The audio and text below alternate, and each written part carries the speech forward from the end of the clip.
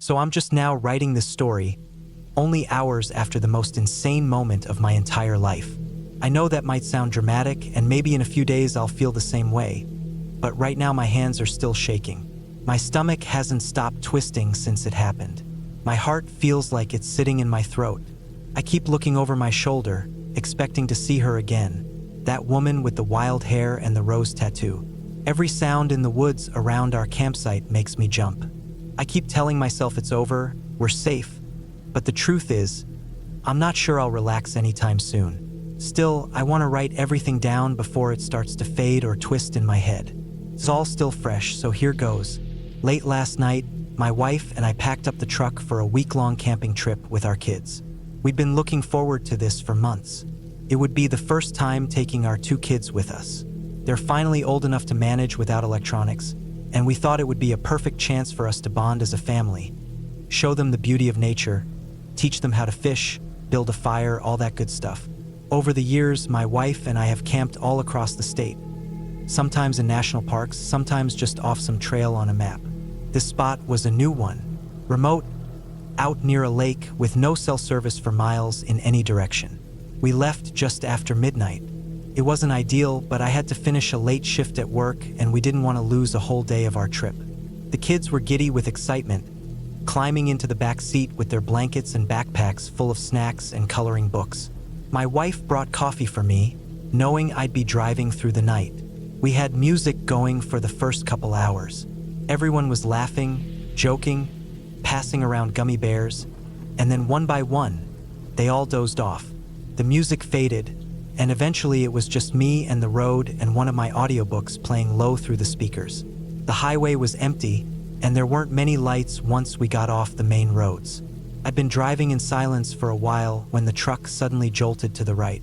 At first I thought I'd hit a bump, but the steering felt off. It took me a second to realize the tire had blown. I fought to keep the truck from sliding too far off the road. It wasn't a major accident, nothing crazy, but the wheel pulled so hard that I skidded onto the gravel shoulder before I could get control again. Somehow, unbelievably, no one woke up. My wife stirred for a second, but when I glanced over, she was already back asleep. I got out of the truck, keeping the door cracked so the interior light wouldn't wake anyone. The air outside was cold and the sky was pitch black, except for the faint blue of the moon behind some clouds. I walked around to the back and started moving bags around to get to the spare tire. I was annoyed but figured I'd be back on the road in 20 minutes. Max. Still, something felt weird. I had this uncomfortable feeling like someone was nearby. First, I brushed it off. Maybe it was the quiet, or the fact that I was alone in the dark with my family unconscious in the truck. But it was more than that. Something felt wrong. I had just finished removing the flat and was tightening the lug nuts on the spare when I heard a soft sound behind me. A throat being cleared. Light, polite. I thought it was my wife at first. Maybe she'd woken up and come to check on me. I stood up and turned around, expecting to see her in her sweatshirt and pajama pants. Instead, there was a stranger standing 10 feet from me on the shoulder of the road. She was small, maybe 5'3", with wild, tangled dreadlocks that looked like they hadn't been washed in a long time. She wore a heavy coat that hung awkwardly on her shoulders. Her skin was pale and dirty, and right in the center of her neck was a tattoo of a rose. Not a colorful one, just black ink, simple lines, and thorns curling along the stem. She was barefoot. That's the thing that threw me off the most, even more than her sudden appearance. She was standing there, calmly on the cold gravel with no shoes. She smiled in a strange way, not threatening exactly, but too calm, too confident. Like she'd been waiting, like she knew I'd be there. She said her name was Summer. Her voice was almost soft, like she was trying to sound kind, like she was trying to sound like someone you'd trust. She offered to help. I told her no, that I was fine, just changing a tire and almost done. She kept standing there. Her eyes would flick over to the trees along the road, like someone else was out there, just barely out of view. But every time I looked, I didn't see anyone. No lights, no movement, nothing but trees. She kept repeating herself, offering help. Her tone never changed. That weird, calm voice. I stayed polite, even though I was starting to feel that heavy pressure in my chest, that instinct that tells you something isn't right. I told her again I didn't need help and began packing up my tools, wanting to end the conversation. Then, out of nowhere, her voice changed. Gone was the soft, gentle tone. Now it was harsh, cold, angry. She said, "I think you really need my help." Not like a suggestion, but like a threat. My heart jumped. I told her to leave. I didn't yell, but I made my voice firm. Told her I had my wife and kids sleeping in the truck, and I wasn't in the mood to deal with whatever this was. I said if she didn't walk away, I'd call the cops. Or worse, I didn't have a weapon, but I hoped I sounded like someone who could handle himself. She laughed. She just stood there laughing like it was a joke. I turned away to get the lug wrench, thinking maybe I'd hold it just in case she came closer. And then she was on me. She'd picked up the wrench I'd left on the ground and swung it toward my head. If I hadn't turned at that moment, she might have cracked my skull open. I caught the wrench with my arm, the metal slamming into my forearm with a force that sent pain shooting up to my shoulder. I didn't even think. I just reacted. I kicked her hard in the leg. She crumpled, yelling something I couldn't even understand. I didn't wait. I grabbed the rest of the tools and threw them into the back. I jumped into the truck, slammed the door, pushed the start button, and took off. I kept checking the rearview mirror. My hands were shaking so badly I could barely hold the wheel straight. I expected to see her chasing after me, or someone else stepping out of the woods to block the road. But no one came, just empty road behind me. I didn't stop until I reached the campgrounds. My wife woke up when I parked. I told her everything. She didn't believe me at first, thought maybe I'd imagined it, until I showed her the bruise on my arm and the faint smear of dirt on the side of the truck from where she'd grabbed the door. We called the police, gave them the location, the description, everything. They said they'd send someone to check the area but didn't sound too urgent about it. My wife is still angry that I didn't call them right away when it happened. Maybe she's right. I just panicked. Now we're at the campsite. The kids are laughing by the lake. My wife is trying to pretend nothing happened, but I can't stop thinking about her, about how she looked at me, about the way she laughed after I threatened her. I keep imagining her hiding in the woods, watching us. She saw our gear. She knows we're camping. What if she followed us? I don't know what she wanted. My truck? Our stuff? Something worse? Maybe she was just unstable. Maybe she and someone else set the whole thing up. Flattened tires, wait for travelers. Maybe I was lucky. I don't know. All I know is I'm locking the doors every night.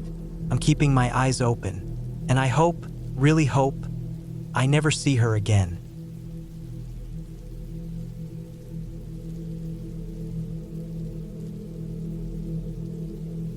I can't believe this story is over 10 years old now. Time really does fly if you're not paying attention. Thinking back on it still gives me this strange, sick feeling in my stomach. It's probably one of the weirdest things that's ever happened to me. And at the time, it was absolutely terrifying. Back then, I had just started dating this girl I was really into. We hadn't been seeing each other for very long. Maybe a couple of months, but I was already getting frustrated. She was always busy. Between school, work, and whatever else she had going on, it felt like I was constantly being pushed to the back burner. I still lived at home with my parents, and so did she, so getting alone time wasn't really a thing. We would text and talk on the phone, but seeing her in person felt like pulling teeth. Every time I'd try to make plans, she already had something else going on. Eventually, I just got tired of it. One weekend, I told her how I felt. I didn't yell or anything, I just let it out. I told her it felt like I wasn't a priority, that I was getting annoyed and starting to feel like an afterthought. She was quiet for a while and then finally said she understood. But she had already made plans for that weekend. She was going on a camping trip with her friends. That hit me the wrong way. Here I was trying to fight for just a few hours together, and she was going off for an entire weekend with her friends. I won't lie, I was pretty angry. I was even thinking about breaking up with her before things got too deep. But then, right as she was leaving for the trip, she texted me. Said she was sorry again and that one of her friends had mentioned I could come too, if I wanted. It was obviously last minute. I remember staring at the message for a while. I didn't like camping. I still don't. But I figured if I didn't go, I wouldn't see her at all for another week. So I grabbed my bag, tossed in whatever I thought I'd need for a night outdoors, and got in the car. The campsite was only about 40 minutes away, so it wasn't a huge deal. When I got there, I was surprised by what it looked like. It wasn't the deep woods camping I had in my head. It was this large open clearing, surrounded by trees, but very clearly a public space. There were probably 20 or 30 other groups there. Some had big RVs, others had tents. It was kind of a mix. The area felt more like a giant picnic field than a wilderness campsite. It didn't feel private at all, and I kind of hated it at first. But I was there to see my girlfriend, not to critique the camping setup. That's when I met her friends for the first time. They were all way more outgoing than she was. Loud, funny, kind of wild, but they seemed like good people. They welcomed me right away, offered me some food, handed me a drink, and just folded me into whatever they were doing. I started to relax a little. After we ate, I wandered a bit and found a bunch of trails that went off into the woods. That was the first time it actually started to feel like camping to me. Those trails went on longer than I expected. There were signs, but they were far apart, and the deeper you went, the more isolated it felt. That night, after it got dark, we grilled some food on a little portable grill someone brought. We sat in camp chairs and played card games under the glow of a few battery-powered lanterns. People were drinking beer out of those stainless steel flasks or cups since open containers weren't allowed. It was chill. Around 11, though, something weird happened. 2 people showed up, man and a woman, both in uniforms. Not like cops, but close. They said they were responsible for managing the campsite and the trails. I guess you'd call them rangers. They had these big flashlights and were shining them into our tents and around the campfire kind of aggressively. One of the guys in our group asked what was going on, and the woman snapped that there was a strict 10 p.m. curfew. No lights, no noise, everyone in bed. We all looked at each other like, what? It was a Saturday night, and we were at a public campsite. No one had mentioned any kind of curfew. We weren't being obnoxiously loud. A few of us laughed, thinking they were joking, but they weren't. The woman especially was intense. She raised her voice and started talking to us like we were little kids. Said she'd be doing rounds, and if anyone was still awake next time she came by, they'd be kicked out. We were annoyed, but we didn't want to push our luck. We'd been drinking, and if they kicked us out, none of us were in a position to drive. One of the girls whispered that we could just keep playing cards in her tent quietly, but the ranger overheard and doubled back. Said absolutely no talking, no lights, no nothing. Felt ridiculous, but we went along with it. One by one, people trickled into their tents. It got quiet. I stayed up for a while with my girlfriend. We talked in low voices, just enjoying the rare moment of privacy. Then she leaned in and whispered that we should sneak onto one of the trails. She said it would be the only place we could be alone without anyone telling us to shut up or go to sleep. I hesitated for maybe half a second, then agreed.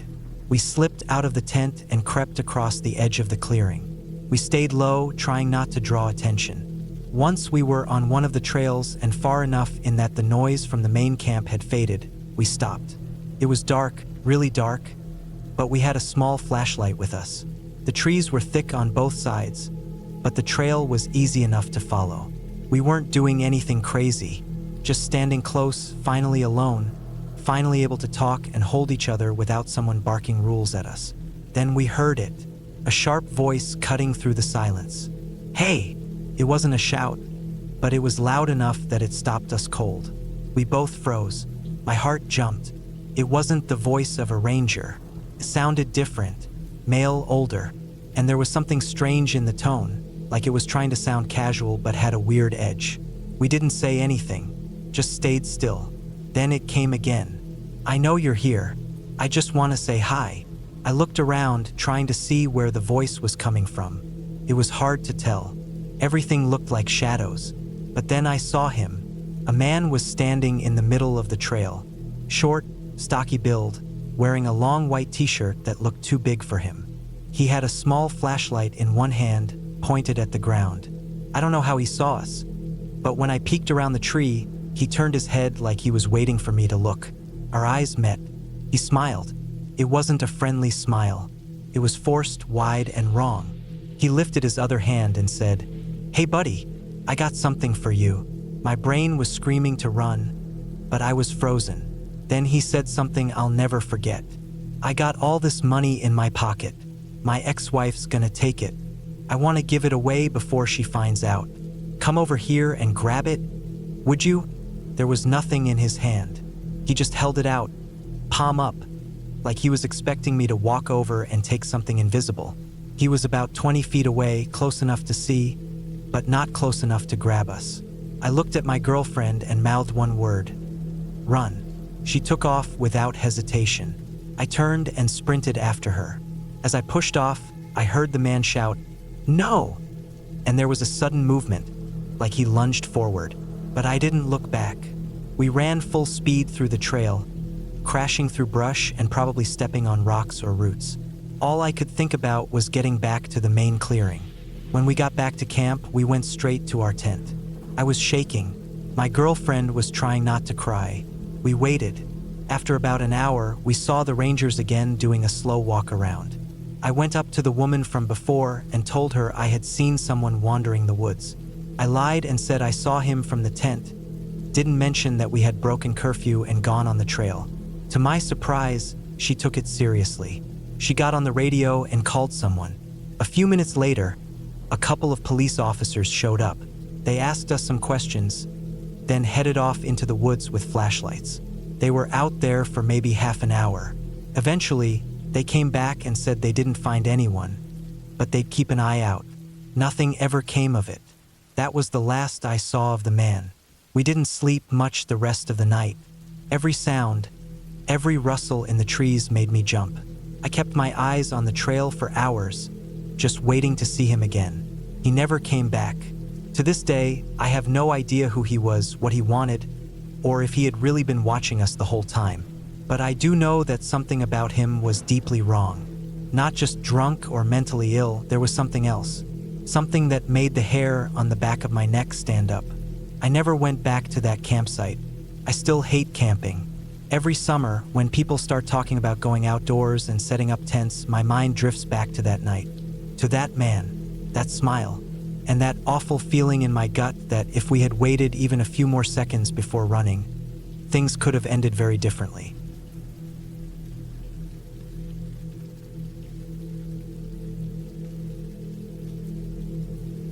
About 5 years ago, my wife and I took a camping trip to Colorado. I still remember it like it happened yesterday. We both needed a break from everything: work, city life, all the noise. And somehow, like always, she managed to find the perfect spot for us. I don't know how she does it. Every time I try to plan anything, even something small, it turns into a disaster. She's the one who keeps everything in line. She's organized, smart, and always thinking ahead. It's one of the many reasons I love her. Without her, I would have probably ended up lost somewhere or sleeping in a motel off the highway. We packed our truck with everything we needed: tent, grill, sleeping bags, food, water, a small speaker for music, and a cooler stuffed with whatever snacks we could fit. We weren't planning on seeing any stores or other people for 5 whole days, which sounded like heaven. The area we were heading to allowed for dispersed camping, meaning we didn't need to reserve a specific campsite. We had complete freedom to set up wherever we wanted. When we got to the general area, I drove around slowly, scanning the landscape until I found what looked like the perfect spot. Flat land, a bit of shade from some weird-looking trees I wasn't familiar with, and a wide-open view of the mountains in the distance. We were surrounded by a combination of sand, rock, and patches of brushy vegetation that I wasn't used to. Being someone who grew up on the East Coast, it was beautiful in a dry, rugged kind of way. No lakes, no forests, no classic horror movie setting. Just sun, wind, and rock. I fell in love with it instantly. There was a rawness to it that made me feel small in the best way. And the silence, it was real silence. Not the kind where you still hear cars on the highway a few miles off or someone's music in the distance. This was pure, undisturbed quiet. We didn't see a single other person the entire time we were there. That only made it better. It felt like the world had been emptied, just for us. The first 2 days were amazing. We hiked trails during the day, took hundreds of pictures, watched the sunset from the roof of the truck, and grilled burgers over a small campfire. We slept early, woke up early, and just enjoyed everything around us. I didn't check my phone once. It was the kind of peace I hadn't felt in years. Then came the third night. We didn't do much that evening because we were a little sore from all the hiking earlier. We cooked up some leftover chicken on the grill and sat under the stars, not talking much, just listening to the wind. By around 9, we were both tired enough to call it a night. We climbed into the tent and zipped ourselves in. I remember checking my watch before I drifted off. It was 9:03. That's the last thing I remember before falling asleep. Sometime later, I don't know how long, I woke up to my wife shaking me. At first, I thought maybe she had to use the bathroom or something, but then I saw the look on her face. Her eyes were wide and focused, and she had one finger up against her lips. She was telling me not to speak. Then she pointed outside the tent. I didn't hear anything at first. I stared at the thin fabric of the tent, my ears straining to catch whatever had woken her. I looked back at her and she mouthed the words, "I think there's an animal out there." At first, I didn't take it seriously. I thought maybe a squirrel or a raccoon had come sniffing around. I smiled a little, thinking it was kind of cute that she got so worked up over that. But then I heard it, a growl, but not the kind of growl you'd expect from a bear or mountain lion. It was high-pitched, weak, and uneven, like it was trying to sound more threatening than it really was. It didn't sound like a healthy animal. It sounded off. I leaned closer to the tent's flap and listened more closely. Then I heard footsteps. Not heavy ones, light, cautious, slow. Something was walking just outside the tent. And it wasn't walking in circles or passing by. It was staying close, circling us. The sound of the footsteps was soft but clear, crunching lightly on the gravel and sand. I suddenly remembered an article I'd read about rabid coyotes attacking people. It wasn't a comforting thought. The idea of some sick animal pacing outside our tent made me feel trapped. I didn't want to wait for it to tear through the fabric. When the sound finally moved a little further away, I made a decision. I reached for the zipper as quietly as I could and began to open the tent flap. I whispered to my wife to get ready to run for the truck. The moment the tent was open wide enough, we both slipped out and jogged quickly but quietly to the truck, trying not to make noise. My hand was shaking as I unlocked the doors, and we both jumped in and locked everything behind us. From the safety of the truck, we looked out through the windows, hoping to catch a glimpse of the animal. Nothing. We stared for what felt like 20 minutes, and there was no movement. The growling had stopped, and the silence was back. My wife, exhausted, leaned back in her seat and started to drift off again. I was just beginning to let myself relax too, when I saw something that made my blood go cold. Just a few feet from where the tent was set up, I saw a figure. It wasn't an animal. It was a man. He was crouched down low, almost like he was trying to imitate an animal.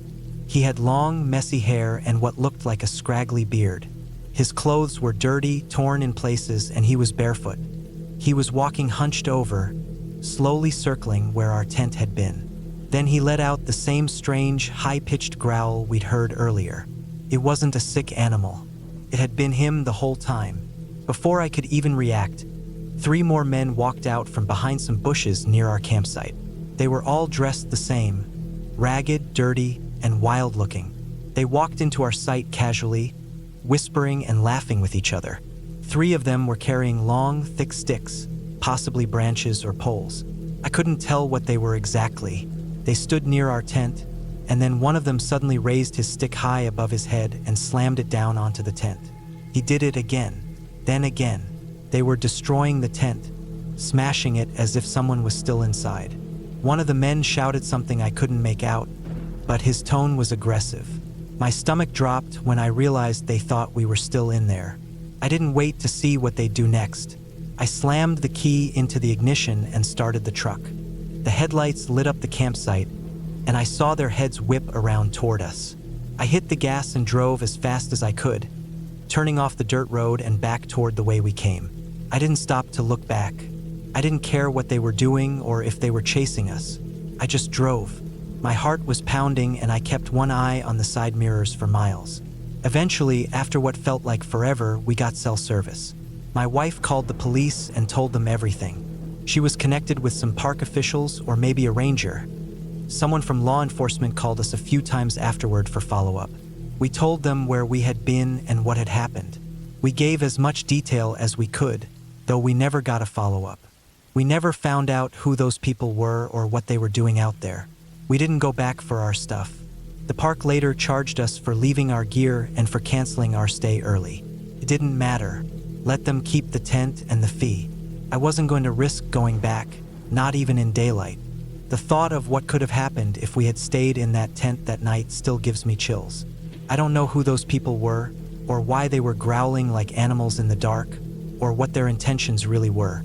But I know for sure we weren't supposed to be there, and we weren't supposed to see them. We were lucky we left when we did. Some part of me believes they were testing us, watching to see how we'd react, what we'd do. Maybe they thought we'd be easy prey. I haven't gone camping since.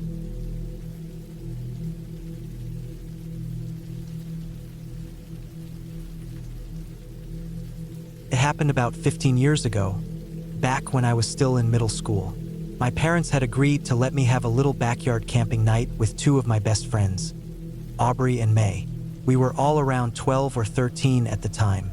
I still remember how excited we were when my dad set up the big green camping tent for us out on the grass behind our house. My mom bought a bunch of snacks, chips, candy, sodas, juice boxes, and my dad ordered pizza before he and my mom left for dinner. It was a rare night where we were allowed to stay up as late as we wanted, and we had planned out the whole evening with stories, snacks, and what we thought would be harmless fun.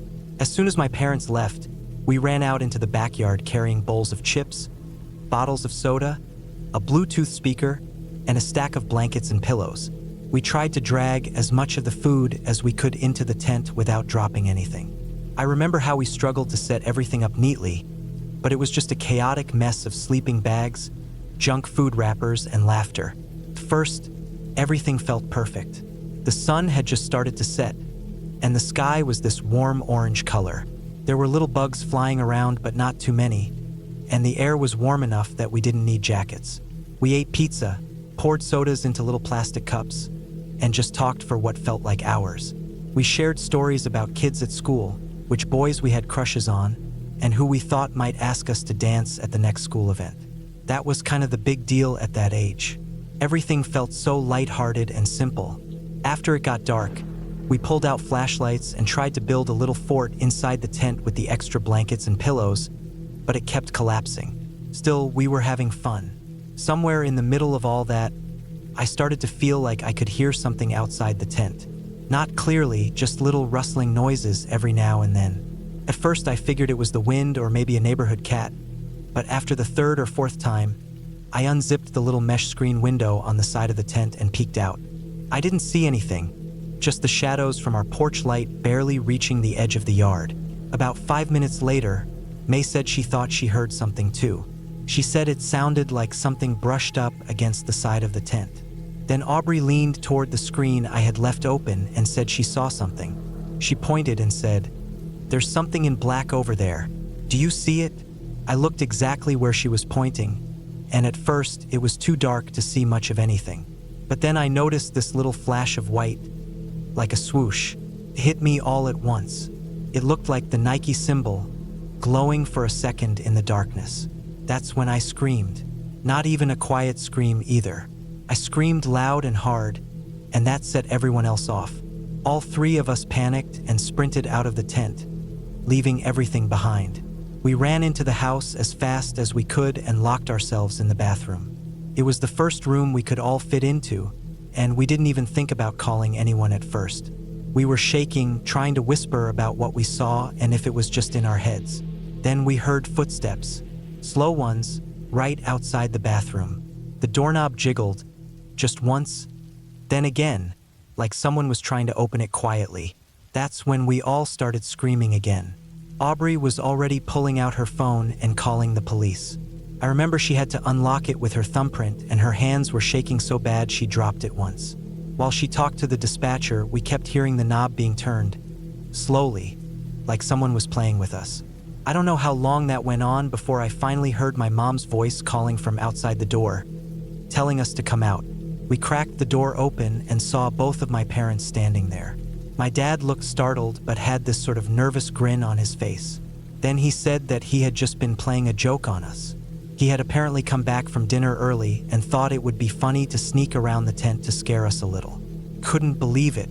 Aubrey was still holding the phone, and my dad quickly apologized to the dispatcher before hanging up. We were all angry, especially after how scared we were, but my dad was always a bit of a jokester. He seemed genuinely sorry, too. He offered to make it up to us by starting the fire pit and helping us make s'mores.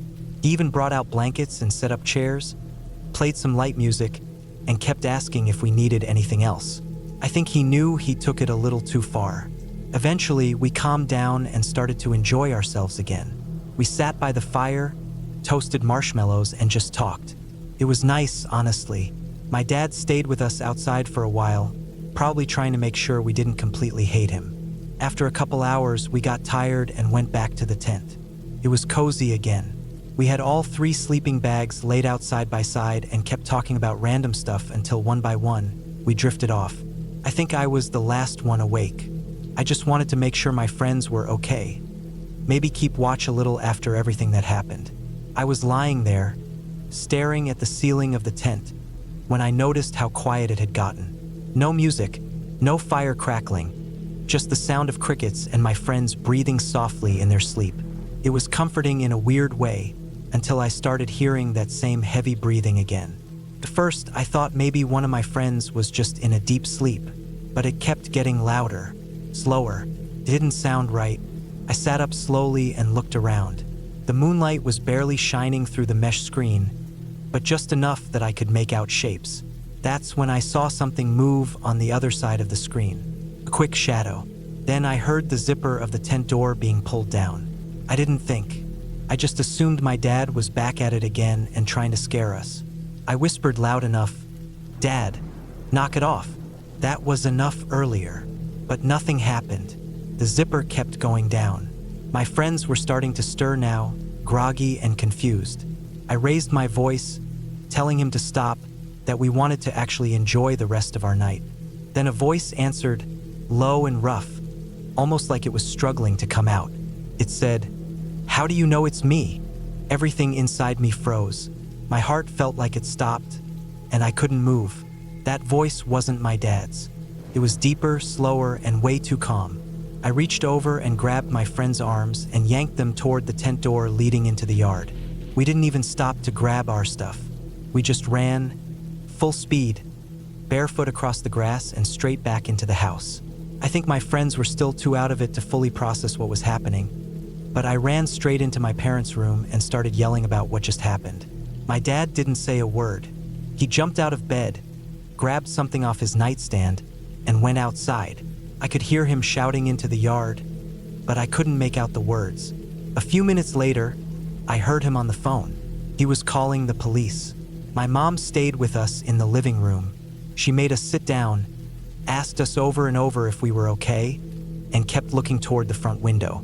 Eventually, we saw the red and blue lights outside. The police stayed for maybe 20 minutes. My dad talked to them the whole time. We tried to listen, but couldn't hear much. After they left, my dad sat us all down and told us that someone had apparently been walking around the neighborhood causing trouble. The police found him trying to get into someone's backyard a few blocks away. They caught him. I didn't know what to say. My dad apologized again and said he never should have messed around earlier. He told us we were safe now that the guy was gone. May called her mom and went home. She didn't say much. Aubrey stayed, but we didn't go back to the tent. We brought all our pillows and blankets into the living room, and my dad helped us make a little fort using the couch cushions and extra sheets. He stayed up with us until we were too tired to keep our eyes open. The next morning, we woke up early.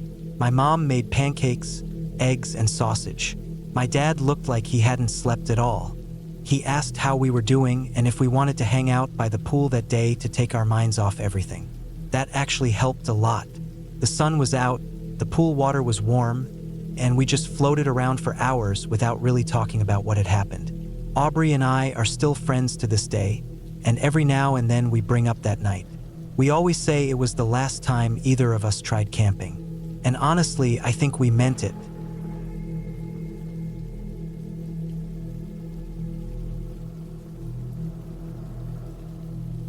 A few years ago, when my wife was still just my girlfriend, we decided on an impromptu camping trip.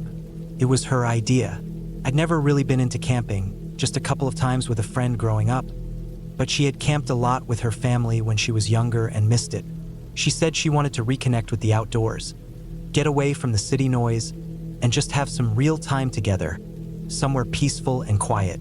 At that point in our lives, the city was starting to wear both of us down. The constant honking, the crowds, the dirty air. It was all getting too much. She thought the trip would be refreshing, and I agreed. I figured a couple of days in the woods wouldn't hurt. She went all out for the trip. Even though it was just going to be for 2 nights, she bought all this camping gear online. New sleeping bags, a portable stove, lanterns, a cooler, and a tent, a really big one. Bigger than I expected, especially for 2 people. But I didn't mind. I was a big guy back then, around 6 feet 2 inches and heavyset, so having extra space to move around was welcome. One of the things I liked about the tent was the little plastic window it had.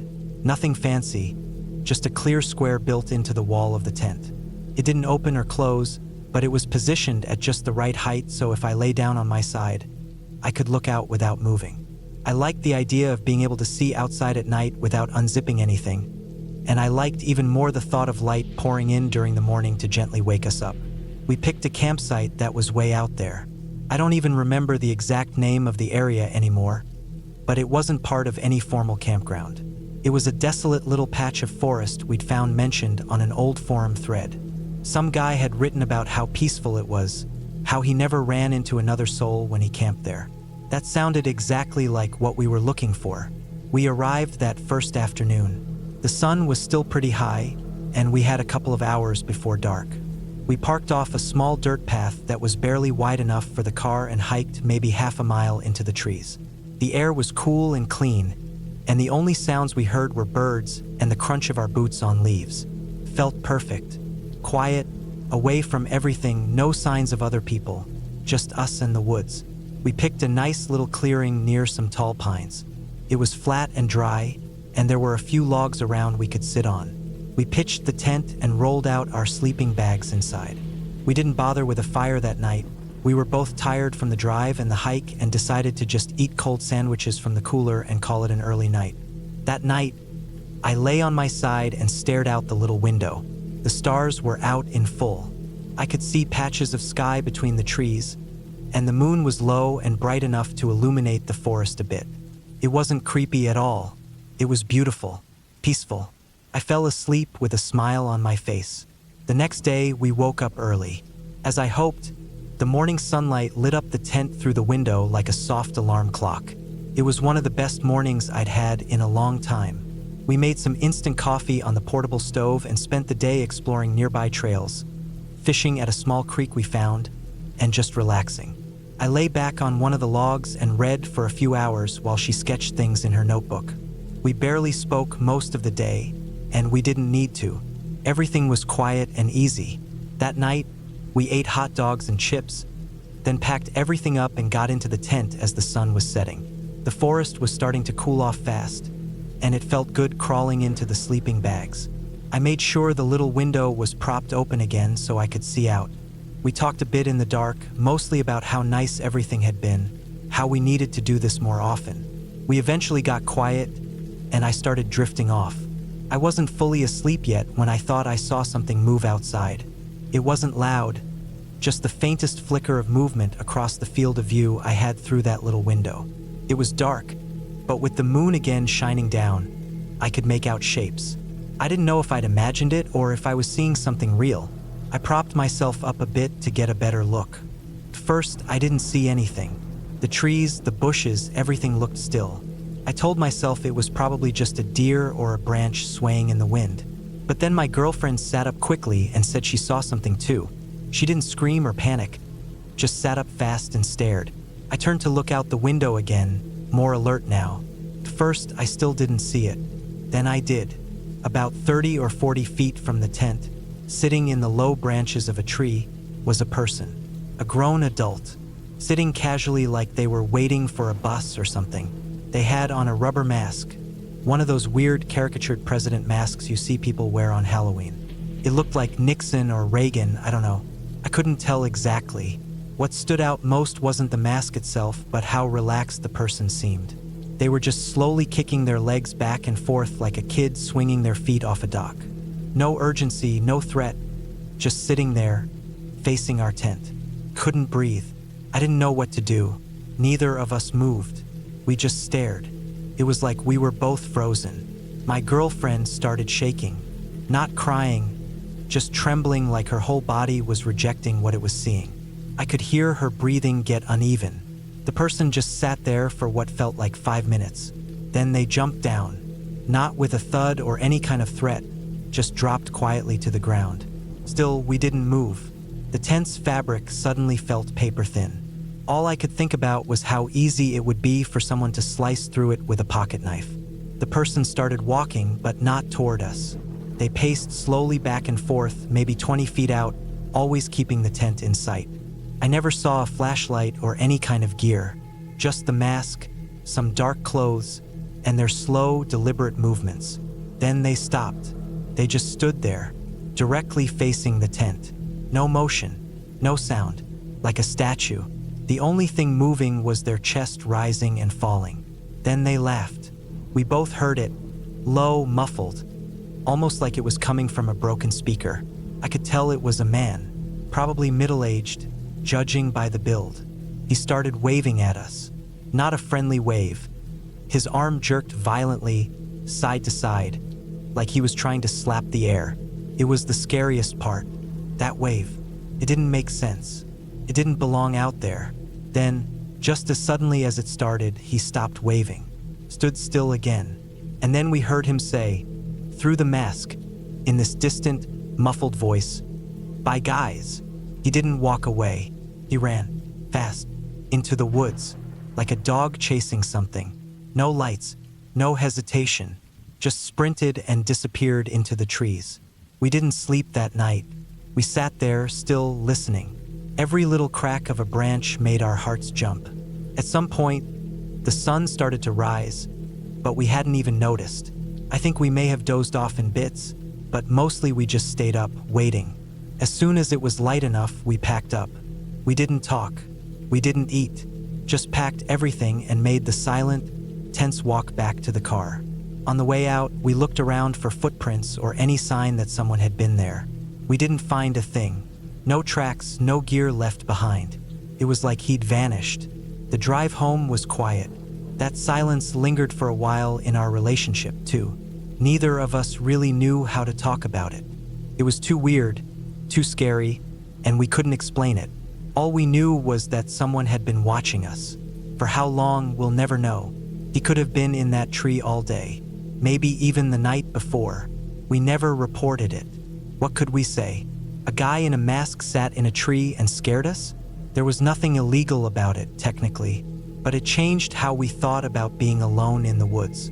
We've gone camping a few times since then, but only in cabins. We want solid walls, real doors, locks, and cell service. That trip taught us something. Being alone in the woods might feel peaceful until it's not. And when it's not, there's no one around to help you. Just you, a thin wall of fabric, and the darkness.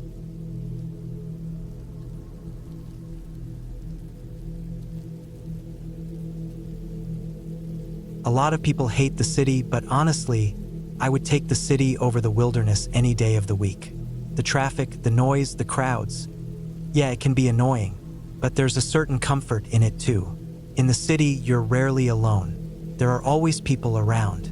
Street lights are always on. If something happens, there's help nearby. After what happened last year, I've never looked at the wilderness the same again. It started when one of my closest friends went through a really tough breakup. She had been with her fiancé for 7 years. They were practically married. When they split, it was messy. She wasn't in a good place. Her confidence was wrecked, and she was constantly either crying or completely shut down. Our other friend, the more outdoorsy one, thought a change of scenery would help. She suggested a night away in the woods.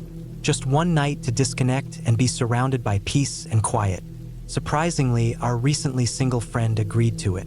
I figured she just needed to get out of the apartment. So the three of us started looking for a spot that felt remote but not completely cut off. We didn't want to go deep into the forest or anything like that. Eventually, we found a little cottage online. It wasn't far from a small town and was described as perfect for weekend getaways. The pictures made it look charming. Nothing fancy, just a tiny wooden cabin with a porch and a fire pit out back. We packed up snacks, wine, and a few sleeping bags and drove out there on a Saturday afternoon. Took us about 2 hours to get there. As soon as we pulled up, I knew this wasn't going to be my kind of weekend. The trees surrounded the property so tightly it felt like the place was swallowed by the woods. No cell service, no Wi-Fi, no neighbors in sight. The sun was still out when we arrived, but already I couldn't shake the feeling that we were really out there, away from everything. Inside the cottage, it was just as basic as the photos made it seem. One small kitchen, a living area with mismatched furniture, and a single bedroom. There was an old fireplace and a stack of board games, but nothing else to do. Still, I tried to go with it. I wanted to support my friend and at least pretend like this was relaxing. By nightfall, the boredom hit. I knew it would. Our friend, who just went through the breakup, was clearly already over the whole idea. She kept checking her phone even though she had no signal, pacing around, acting like she wanted to be anywhere else. After a while, she started looking for places nearby and somehow found this bar in a small town about 15 minutes away. It was called something like Timber Tap or Rusty Nail. I can't remember, but it had a classic dive bar name. She convinced us to go. I didn't mind, to be honest. I joked that this was my idea of camping. Drinks and music in a building with a roof and running water. The bar was exactly what I expected: dim lights, wood paneling, a few pool tables, and a handful of locals scattered around. The kind of place where everyone already knows each other. My friend ended up talking to this man sitting alone near the back. He looked like he was in his 40s, maybe early 50s, rugged but clean. Worn flannel shirt, strong hands, quiet smile. He didn't seem threatening, just weathered. They talked for a while, and at first it seemed innocent. But after a couple drinks, it was clear she was flirting. She touched his arm when she laughed, leaned in close, and looked him dead in the eyes. He wasn't overly touchy or aggressive, but he was definitely into her too. Eventually, she pulled away from him and told us she was ready to go back to the cottage. I was glad. Something about that man made me uneasy, though I couldn't say why at the time. Maybe it was just being in a strange place far from home. We teased her on the drive back, asking when the wedding was, but she just laughed and brushed it off. She said it was just some light flirting and didn't mean anything. Back at the cottage, we poured one glass of wine each, sat around chatting for maybe 20 minutes, then decided to sleep. There was nothing else to do. None of us wanted to sleep in the bedroom alone, so we pushed the armchair closer to the love seat and couch, made a makeshift sleeping area in the living room, and curled up in our blankets. We were all asleep before midnight. At around 3:15 in the morning, I felt someone tapping me. At first I thought I was dreaming, but then I opened my eyes and saw my outdoorsy friend staring at me wide-eyed. She didn't say anything out loud, just whispered that she thought she heard the doorknob shaking. I rolled my eyes and told her it was probably the wind, but then I heard it too. It wasn't loud, but it was rhythmic. A soft metallic rattle, like someone was gently turning the knob back and forth. Kept going. I froze, hoping it was nothing, but the sound didn't stop. Whoever was out there wasn't trying to be quiet anymore. They were trying to get in. We didn't know what to do. We were in the middle of nowhere. No cell signal, no weapons, no neighbors to hear us scream. We didn't even move, just sat there under the blankets, breathing as quietly as we could. Then we heard footsteps outside. Slow, careful steps crunching on the dead leaves and twigs. The person was walking around the cottage. We could hear exactly where he was from each little twig snapping underfoot. It was almost worse than the doorknob. Knowing he was out there, knowing he was moving closer to the back of the cottage. And that's when it hit me, the large window behind the couch. We all turned and stared at the curtain, terrified. Then we heard it, a slow rustling sound. Something was brushing against the other side of the curtain. Then a faint tapping. Someone was trying to slide the window open. I don't know what came over me, but I shouted out that I was calling the police. I yelled it with as much authority as I could, hoping it would scare him off. Everything went silent. For a moment, all we could hear was our own breathing. Then we heard whispering. A man's voice, low and deliberate, repeating my friend's name. Her full name, not just her first. He must have heard it at the bar when we said it, or maybe she told him herself. Either way, the sound of it made my skin crawl. I couldn't take it anymore. I ripped the curtain open. The man from the bar was standing there, barely 2 feet away, on the other side of the glass. His eyes went wide like a deer caught in headlights. He raised his hands like he was trying to calm us down, like we were overreacting or something. Then he turned and ran. He didn't run to a car, not that we could see. He disappeared into the woods. We called the police using the landline inside the cottage. They arrived about 30 minutes later, looked around, asked us questions, and said they'd file a report. They didn't find the man. There wasn't much they could do. We packed up our things and left right after they did, not even bothering with sleep. We just wanted to get out of there. The whole drive home, we tried to make sense of what happened. We realized we got back to the cottage before midnight. That guy didn't try to break in until after 3 a.m. That means he followed us. He either trailed our car or waited near the bar until we left. Then he found out where we were staying, hid in the woods, and waited for hours. The thought of him crouched in the dark, watching the house, listening for us to go to sleep. It makes me sick even now. We found out the window wasn't even locked. If he had tried harder, he could have gotten in. The only thing that saved us was that my friend happened to wake up and hear the doorknob. If she hadn't, I don't know what would have happened. I don't like to think about it. Oddly enough, that night became a turning point for my friend. Something about being that close to real danger made everything else feel smaller. She said the breakup felt less like the end of the world and more like a bad chapter. She started therapy, changed jobs, and moved into her own place. She said surviving that night made her realize how badly she wanted to live. I think about that a lot. As for me, I haven't been camping since. I stick to the city now. Say what you will about it, but I sleep a lot better with streetlights outside my window than total silence and shadows in the trees.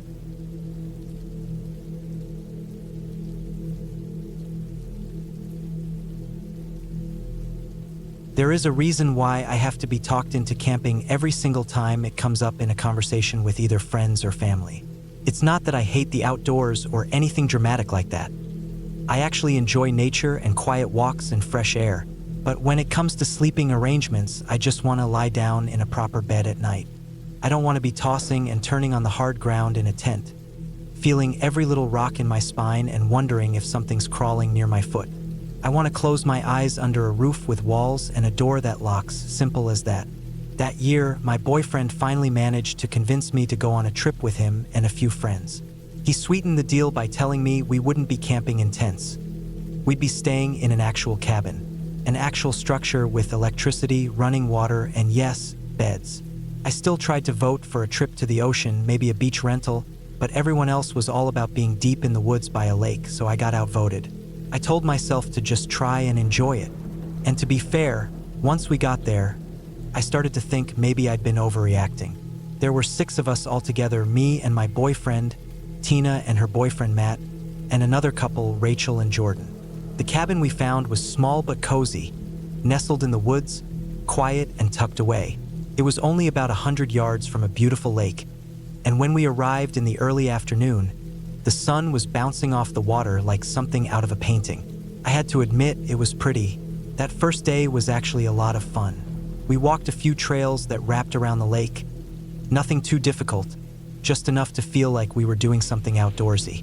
The air smelled like pine and fresh water, and I started to relax. We went swimming in the lake for a while and then came back to the cabin to grill some steaks. We ate on the little patio while the sun dipped behind the trees. That first evening was probably the best part of the trip. It felt peaceful, like the kind of vacation you don't know you needed until you're already there. We all went to bed around midnight. I was exhausted but couldn't sleep well. Every time I started to drift off, I thought I heard something outside. It wasn't a specific noise, more like soft crunching or maybe faint rustling. I kept telling myself I was being silly. We were in the woods. It's normal to hear stuff at night. Animals, wind, branches snapping. Still, it kept me from sleeping deeply. The next morning, we were all outside, getting ready to go on a longer hike, when this voice rang out behind us. It was overly cheerful, almost forced in how upbeat it sounded. We all turned around, and this big man came walking up the path toward us. He was tall, well over 6 feet, with a big belly that pushed against his flannel shirt. He had on jeans, hiking boots, and a faded baseball cap. He introduced himself as Wayne and said he lived nearby. He said he heard us talking and just wanted to say hi and see if we were settling in okay. He didn't seem threatening, but something about the whole thing felt off. He was too cheerful. His voice was just a bit too loud, his laugh a little too forced. My boyfriend talked to him more than the rest of us did, asking him about trails and the lake. Wayne claimed to know the area like the back of his hand. After a few minutes, he said he'd let us get back to our day and walked off down one of the trails. We hiked for a few hours, and at first we joked about Wayne a little. He seemed weird but harmless, just one of those small-town types who are overly friendly. But the more I thought about it, the more it bugged me that he just showed up like that, uninvited, walking out of the woods. Later in the afternoon, we went down to the lake again. We were all sitting on the dock, just soaking up the sun, when we heard that same voice again from behind us. There they are. It made all of us jump. We turned around, and there was Wayne again, standing right at the edge of the dock. He acted like it was just a coincidence that he ran into us again. My boyfriend started chatting with him like before, but I noticed Matt and I shared a look. We were both uncomfortable. Wayne kept glancing around while they talked, like he was scanning the area or distracted. And when he walked off, he kept mumbling to himself. Not full sentences, just the word, okay, over and over. That night, we made a fire and decided to tell scary stories. The air had cooled off a bit, and we were all wrapped in hoodies and blankets, passing around a bottle of wine. I still felt a little uneasy, but I didn't say anything. Then, without any warning, Wayne jumped out of the bushes behind us, yelling, "Here I am!" and laughing loud enough to echo through the trees. We screamed, every single one of us. I stood up so fast my chair tipped over. It wasn't funny. It wasn't some light-hearted prank. It was terrifying. My boyfriend finally snapped at him, telling him to leave us alone and that it wasn't okay to jump out at people like that, especially not in the middle of the night. Wayne looked genuinely upset, like he didn't understand why we were angry. He said something about just trying to help us make some memories and then turned and wandered off down the path again. I couldn't get comfortable after that. We all went inside, locked the doors, and started cleaning up the cabin since we were planning to leave early the next morning anyway. When we got into bed, I told my boyfriend that something felt wrong. I told him that I didn't think it was just weird. Wayne was unwell. I kept thinking about the noises I'd heard the night before and how they could have been him. That night, I couldn't sleep at all. Every time I started to close my eyes, I'd hear a sound outside. Then, I heard what I was sure was breathing. Slow, steady breathing, like someone was standing just outside the window. And footsteps, soft but definitely footsteps. I shook my boyfriend awake. At first, he was irritated, but then he sat up, peeked out through the curtain, and froze. His face went pale, and he whispered that he could see someone pacing in front of the cabin. He said it looked like Wayne. I moved next to him and looked outside as carefully as I could without being seen. Sure enough, Wayne was out there, walking in circles near the porch, mumbling to himself, hitting his head with the palm of his hand. He tried the door. It was locked. When it didn't open, he started to hit his head harder, almost like he was punishing himself. We didn't know what to do. My boyfriend called the owner of the cabin and then the police. A single patrol car showed up maybe 20 minutes later. We explained everything, how Wayne had shown up multiple times, how he'd frightened us, and how we were pretty sure he was the one outside the cabin. The officer listened but didn't seem too alarmed. He wrote some things down, said he'd keep an eye out, and that was it. We packed up our things, made coffee, and sat inside until the sky started turning orange with the sunrise. The second there was enough light, we loaded the car and left. As we were driving down the road that led back to the highway, we saw him again. Wayne, walking by himself on the side of the road, head down, still mumbling, still occasionally smacking himself on the side of the head. We called the police again, told them exactly where we'd seen him, and they said they'd send someone out. I don't know if they ever caught up with him or if he just wandered back into the woods. I don't know if he actually lives out there or if he was just passing through, maybe sleeping in the forest, maybe not right in the head. I'm grateful that he didn't hurt us, but I can't stop thinking about what could have happened if we hadn't locked the door or if one of us had gone outside for any reason during the night. No one really brings up that trip anymore. If they do, they just say something like, "Remember the cabin?" and leave it at that. I never went camping again after that, and I don't think I ever will. They can all go without me from now on. I've had enough memorable experiences to last me a lifetime.